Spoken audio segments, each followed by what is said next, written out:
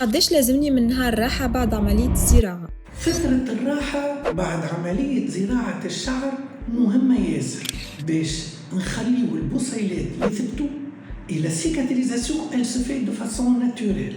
Donc كانك تخدم في un milieu administratif dans un bureau 5 أيام راحة sont largement suffisants. أما إذا كانك تخدم في un milieu poussiéreux ولا un travail اللي فيه ان effort فيزيك وفيه عرق لازمك على الأقل 10 أيام باش تحافظ على نظافة فروة الراس وتخلي البصيلات يثبتوا.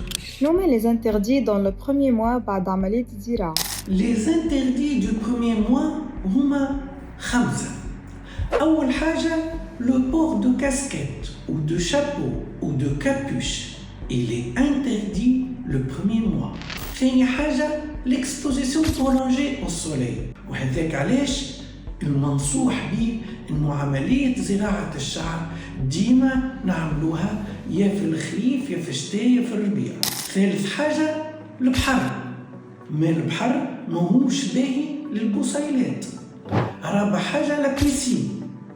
وخامس حاجة لاكتيفيتي فيزيك انتونس معناها كانك من النوع اللي يترانا في سال دو سبور ولا يعمل في ان سبور كي نيسيسيت اون اكتيفيتي فيزيك هذاك الكل ممنوع لو بروميير موا. هل فما عمر معين باش نجم نعمل عملية زراعة الشعر؟